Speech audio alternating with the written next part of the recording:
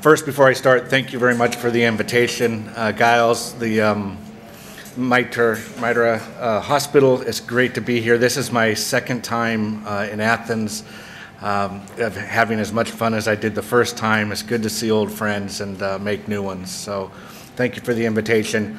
Thank you to all of you for coming out on a Saturday. It's beautiful weather outside, and it's kind of sad to be cooped up in a room, but I hope you'll enjoy a little bit of what we present to you. Today I'd like to talk a little bit of some of the work we've done over the last few years in the use of microfluidics for trying to improve human embryo culture and gamete manipulation. Thank you. So as a bit of an outline of what we're going to talk about today, I'd like to introduce to you some of the work that we've done in the area of microfluidics for sperm isolation. We'll then talk a little bit about microfluidics for embryo culture, embryo analysis, some of our just initiated work on microfluidics for gamete cryopreservation, embryo cryopreservation and oocyte cryopreservation, and then conclude with a few questions and answers. So if you think about what we do in a laboratory setting, working with gametes and embryos, it's truly a microprocess. We deal with individual oocytes, individual sperm, and individual embryos. The oocyte having a diameter of about 135 microns.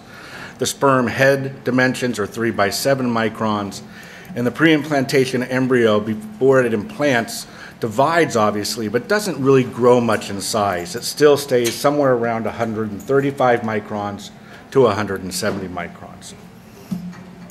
However, if you really think about how we have dealt with in vitro fertilization, especially from a laboratory point of view in the past and even today, it's really not very relative to the size of the gametes or the embryos. They're microprocesses, but we've really dealt with them in a macro type of a way. Now, if we think about IVF of the past and present, it's fair to say that the media, or the fluid that we grow embryos in the last 30 years, have changed substantially. But really the processes over the last 30 years, we've really changed very minimally, except for maybe ICSI and extended culture. Everything else has been pretty much the same. But the most important thing I want you to think about today during the talk is that actually the hardware and the related environment that that hardware produces around the gametes and the embryos really have remained the same over the last 30 years. If you look at this cover of the New Yorker magazine, 1985, the same center well culture dish was used then as many laboratories still use today. And the environment that that produces around the embryo may be very different. So this really began getting us to think about working in the area of microfluidics. Now, microfluidics is a fairly new area of science. In the last 10 years, it's really exploded, but really it's been around us from the beginning of time. If you think about the terminal root systems of trees and plants, these themselves are microchannels. If you think about the human body, capillaries, venules, cell-cell communication, all of these things occur through microchannels or through microenvironments that communicate between cells. As a science, microfluidics is actually the study of physical principles of fluid behavior in a microenvironment, and its application, importantly, its application to chemistry, molecular biology, and cell biology. So really understanding fluid dynamics and microenvironments is not important unless you can figure out ways to apply it and actually make difference to healthcare. So when we think about microfluidics, there's at least two potential advantages that can be achieved with microfluidics. One is a size or mechanical advantage, things that happen at a micro scale that do not happen at a macro scale with regards to fluid dynamics. And I'll give you an example of that with sperm sorting. The other one is that in a microenvironment, you can actually get more physiological environments for your cells, something that may influence the way that cells grow. And I'll give you an example of that with some of the work that we've done with the embryo. So I'm a biologist, and I'm a biologist because I could barely pass physics when I was in college. And so I'm not a chemist, I'm not a physicist, so we're not going to talk a lot about physical principles of fluid dynamics. But it is important to recognize that there's a difference between turbulent and laminar flow. Fluid in a microscale exhibit laminar flow, and laminar flow is streamlined and predictable. And the easiest way to think about that is if you actually look at these two schematics. Here you have two macro channels coming together. You have two garden hoses. You turn the fluids on, they come together, they mix by turbulence. It's unpredictable, the water goes everywhere.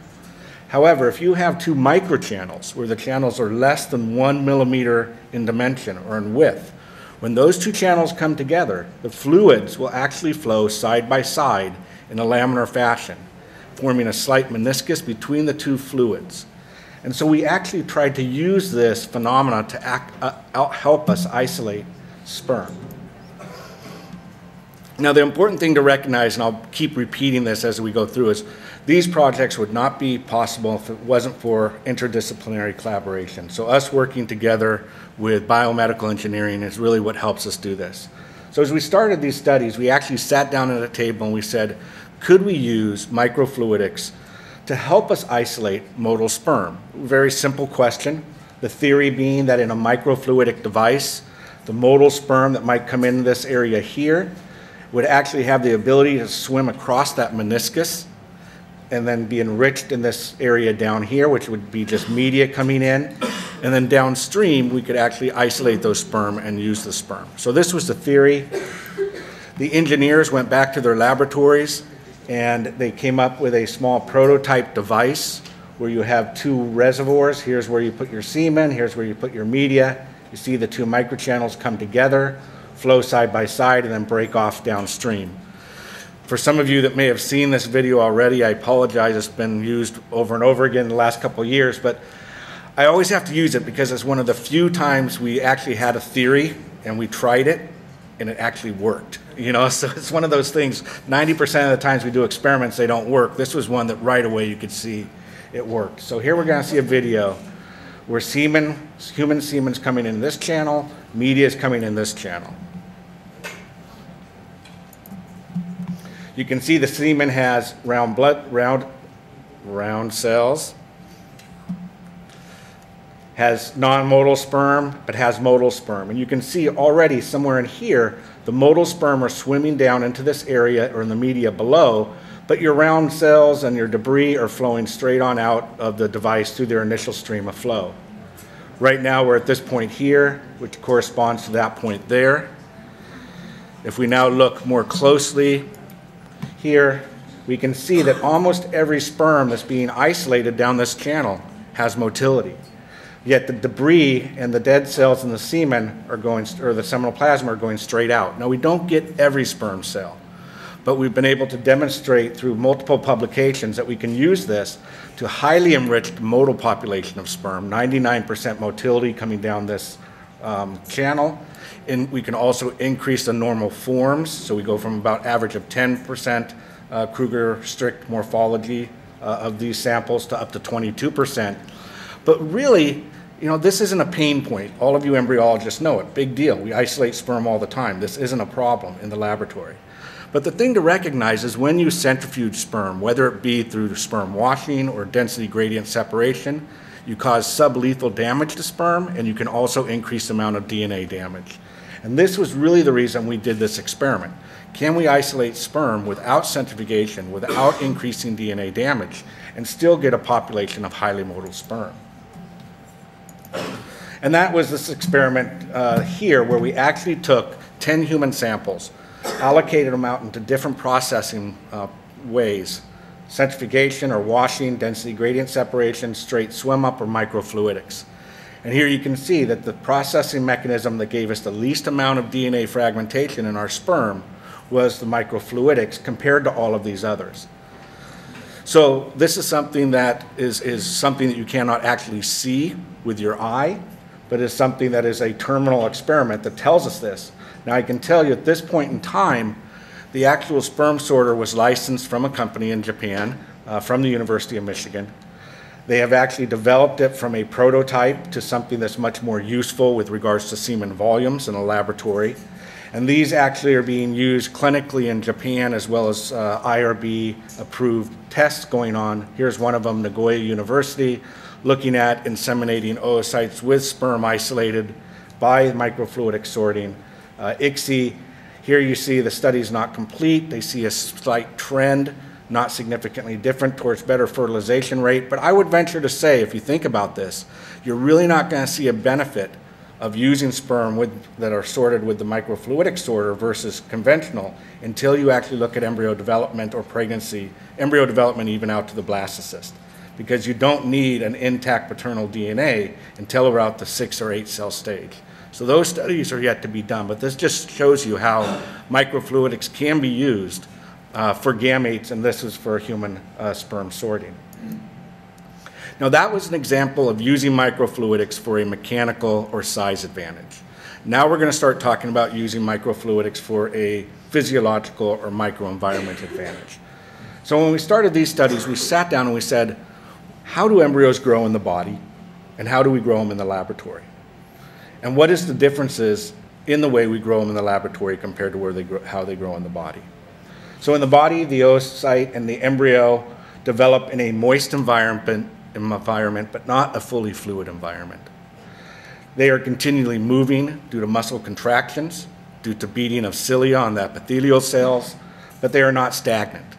As they go through the female reproductive tract, the oviduct, and the embryo, they are exposed to chemically dynamic environments, whereas in the petri dish is static chemical environment. Maybe we do sequential media and change it one time, but it's not very gradual. We change it abruptly, and that's probably not very good for the embryo. In addition, the embryo grows in surfaces that are glycoprotein rich, not inert like plastic. But overall, if you think about the difference, they grow in a microenvironment that is dynamic and not a macroenvironment that is static. So we looked at these differences and we asked the question, could we use microfluidics to close this gap? And if we close this gap between what happens in the body and what happens in the laboratory, could we actually produce better embryos?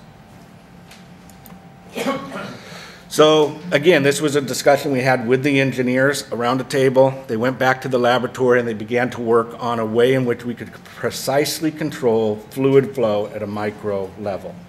And this is what they came up with. It's a system that has 3 parts. There's a microfluidic chip or cartridge that's about half the size of a credit card. You can have various microchannels going through it, however you want to configure it. This cartridge sits on what we call a pin flow device. The pin flow device has braille pins that blind people use to read emails. Those braille pins can go up and go down. In sequence, they'll cause fluid movement, or they can act as a valve to open and close channels.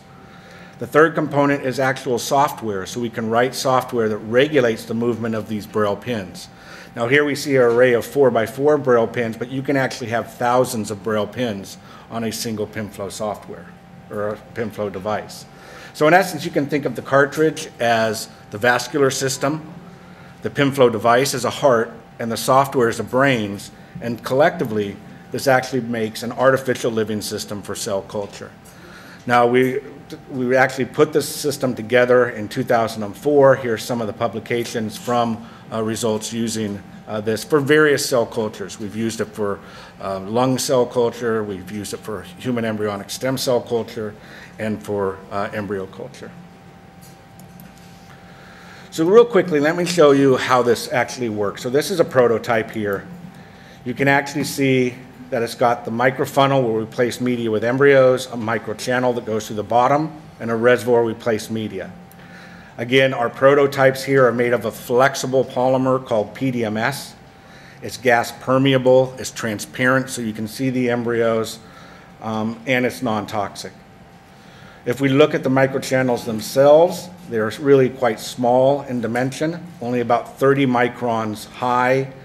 They're bell-shaped, so they work well with the braille pins. But embryos never really go into the microchannels. They just go through the bottom of the microfunnel. The cartridge goes on the pin flow device, can go straight into the incubator, has a USB port that hooks in, goes to the port in the back of your incubator out to a laptop computer that has the software that actually regulates the movement of these braille pins. Here you can see the braille pins aligned underneath the microchannels. We've tried to make the system quite simple and easy to use so it can have some clinical utility in the future. It's not just kind of a research toy, if you will. Here you can see the actual Braille pins push up against the bottom of the microchannels. In essence, when you have that happening in phase, it causes a pumping of the fluid through the microchannels, almost like stepping on a garden hose. Pipette embryos into the microfunnel, they fall to the bottom, and now you actually have continual pumping of media in, slightly rocking of the embryos, and then also removal of media continually. Again, this is all automated, so nobody in the laboratory has to do this. So what I'm going to do real quickly, and please make sure I get it back if I can, or we will get to do no experiments next week. This is one of our prototypes. You'll see the Braille pins there. You'll see the cartridge. Again, that cartridge is actually one that we're using for bovine embryo test as we speak.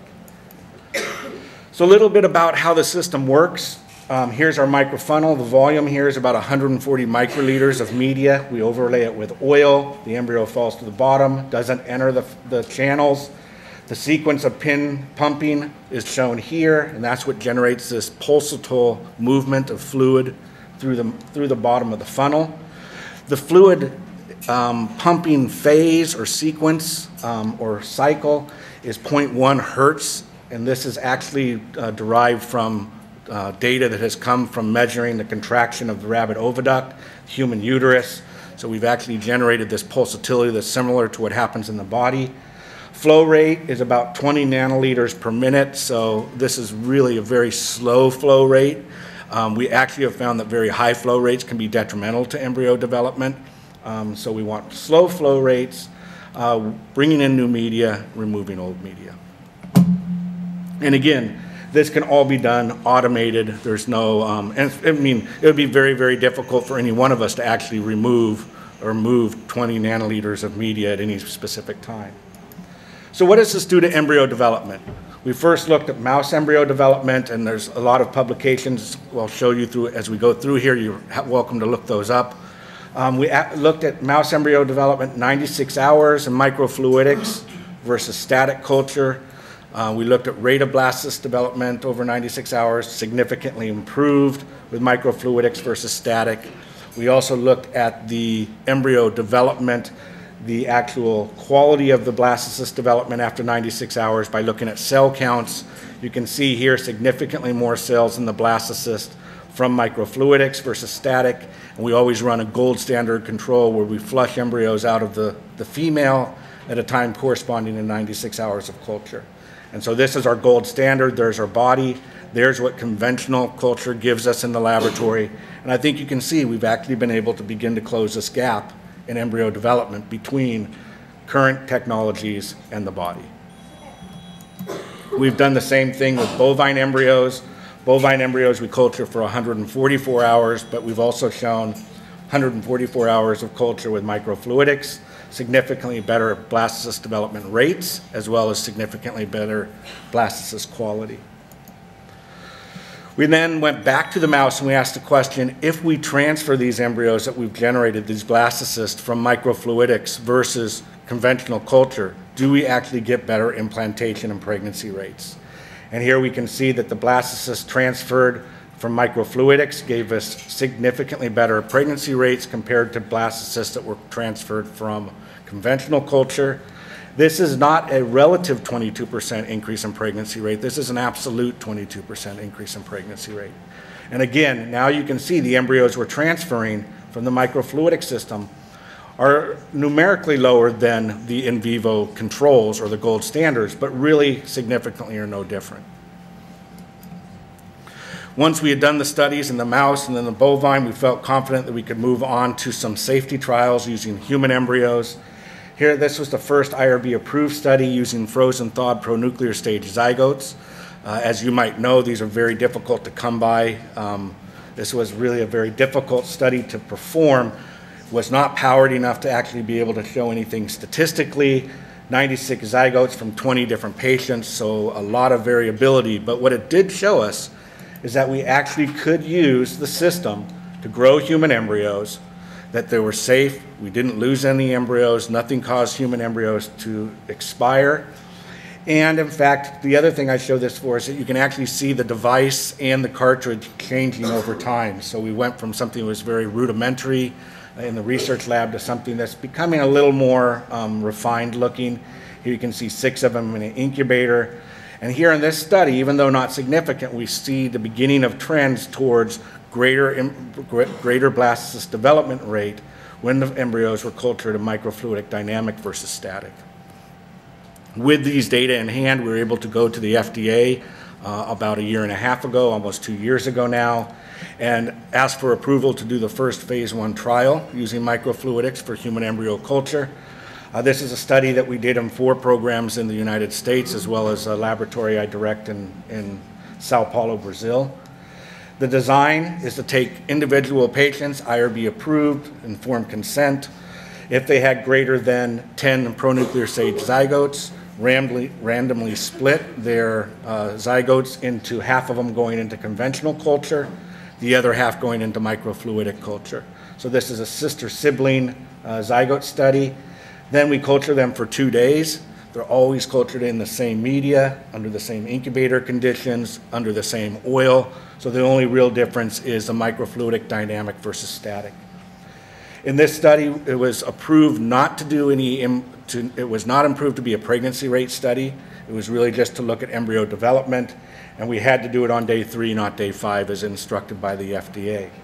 So really this is a little not quite as great of a study as we would like to do, and I'll tell you the study we're doing now, but it actually takes only 48 hours of culture to begin to see a difference with human embryos. In this study, we were not able to show a difference in number of cells per embryo with 48 hours of culture. But what was quite interesting is both on day 2 and on day 3, we found that those embryos that were zygotes that were cultured in microfluidic dynamic culture versus static culture had significantly lower amounts of embryo fragmentation, had significantly better grades. And this is really important to us because model systems such as the mouse and the bovine don't show much in the way of embryo fragmentation. And so by actually doing the human study, we're beginning to see something that we never would have seen in animal model studies. So we see significantly improved grade of embryos with just 48 hours of culture. If we look at collective embryo quality, which is what we look at in the laboratory, both cell number as well as amount of embryo fragmentation, here we see top quality embryos, good quality embryos, poor quality embryos. With dynamic culture, significantly better top quality embryos percentage than static, significantly increased good embryos, quality embryos versus static, and significantly less percentage of poor quality embryos. So now where we are is actually taking these studies to the blastocyst level. And I think, before we can actually do the pregnancy rate studies, we need to actually know what the effect is on blastocyst development. In the mouse and the bovine, we do need at least 48 hours and usually 72 hours to begin to see differences in cell number, blastocyst development rate, and that's what we anticipate we'll see in the human. But these are data that just came out over the last couple of years, or excuse me, last couple of months. In addition, I will point out that these are studies that really are quite significant. This study here in and of itself was about 400 human embryos. So none of these are really small studies. These are actually very large studies. Quickly, I'll mention, we've looked at the use of microfluidics for in vitro maturation of oocytes. This is something we're doing right now. Immature bovine oocyte cumulus complexes placed into either static culture, microfluidic dynamic culture just for 22 hours, same media, mature them for 22 hours, and then take them out and inseminate them and grow them as embryos under static contemporary culture conditions. So we're only modifying the environment during the IVM process. And with bovine embryos, when we do this and we look at the oocyte developmental competence after IVM in dynamic versus static, we see that those embryos that were derived from oocytes matured under microfluidic dynamic, significantly better blastocyst formation rates compared to oocytes matured under static. And when we start to look at actually the quality of the blastocyst, though not significant, we see a trend towards more high quality blastocyst when they came from oocytes matured with dynamic culture versus static culture. So the last part of my talk is really how we designed what we designed microfluidics to do. We really designed the microfluidics not just to grow embryos, but to be able to give us abilities that we don't have today. And that is to be able to analyze what single embryos secrete or what single embryos utilize. And this was talked about earlier today, in that using just morphology itself is something that we know is subjective, lacks program-to-program consistency, and lacks predictive value. So using something like morphogenesis, I think, is a positive step forward, but also having the ability to actually look at the biochemistry of an embryo. What is the embryo utilizing? What is it secreting? What are biomarkers of a healthy embryo? These are things that in the future will help us increase the efficiency of pregnancy rates, reduce the number of embryos that we transfer, and have good success rate with single embryo transfer. So this is not our idea, this is many people's idea, but we actually are addressing it from a little different way. So overall, what can we assess? We can look at uptake from the embryo from the media, things like glucose, pyruvate, amino acids, oxygen, or things that the embryo secretes or produces, lactate, substrate of glucose, ammonium, enzymes, the secretion of growth factors, maybe HLA-G would be a good one to measure. But the problem in doing these assays is that you're growing one single embryo, usually in a microdrop. And everybody in this room talks about microdrops, but I'm trying to take micro to a different scale. So a microdrop, a 10 microliter microdrop, to us is not very micro. And to an embryo, it is not very micro. It's like me floating out in the Aegean Sea, okay? So what we're actually talking about is how can we do something to where we can actually measure small amounts of things the embryo utilizes or secretes. And this is where we think microfluidics has some advantage. So again, we sat around the table, myself, students, bioengineers, and we said, how can we develop a microfluidic system to measure what the embryo secretes? And we actually said, well, what are things we really need to be able to do? Well, we need to be able to do it in real time. We want to do it on cartridge or on chip. We don't want to manipulate the embryo or the media. And we want to be able to do multi-parametric assays. We want to be able to not replace morphology or morphogenesis, but supplement it. Actually have something new to add to the selection process. To be able to do this, we would need precise automated nanoliter sampling from single embryos without any dilution, so have this all be automated. We would want to have on-chip controls, reagents, segmented flow, mixing, detection, all of these things requiring very precise fluid handling, something we can do with microfluidics and with the Braille system that I showed you. Again, remember the Braille system is computer controlled, so we can actually write software that will allow pins to go up and go down to open up channels, so you can think of those as working as valves. And so actually we can do all of these assays, and I'll show you that in a moment, without any embryo manipulation, without any manual manipulation of fluids. And therefore we can do it anytime, day or night, independent of whether somebody's in the laboratory. That doesn't mean embryologists are going to be replaced. You still need to put the embryos in, you still need to take them out. But actually we're looking at adding value to what we do.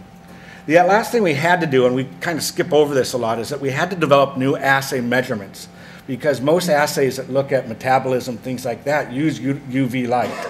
We're doing on-chip analysis, so our embryos are on the chip. We don't want to expose the embryos to UV light because we know that can cause DNA damage. So we actually have developed assays that use non-UV detection that are not detrimental to the embryo. So we've looked at glucose consumption, lactate production. We've developed solid-state immunoassays on chip for IGF-1 and HLA-G. This is what the chips look like. This is really quite new data. The paper is in press right now on Laboratory on a Chip. You can see it online. In essence, this is what the schematic of the cartridge looks like. So you can see these whales, and some of these whales you can grow individual embryos under heating sources in the incubator.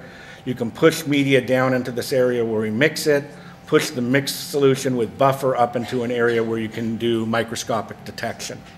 This is what one of the cartridges look like in and of itself. It's about the size of a credit card. Here's your Braille pins that are moving fluid. And I'll quickly show you just a last video showing the movement of fluid.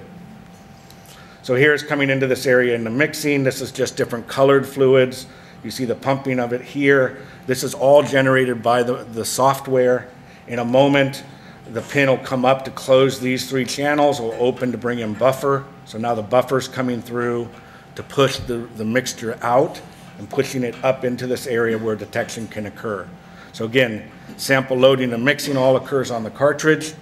Enzyme reaction occurs on the cartridge, detection occurs, and we can do it anytime, day or night. With glucose and lactate, we actually can measure glucose and lactate every 20 minutes. So actually we can measure this in the laboratory from a single embryo every 20 minutes.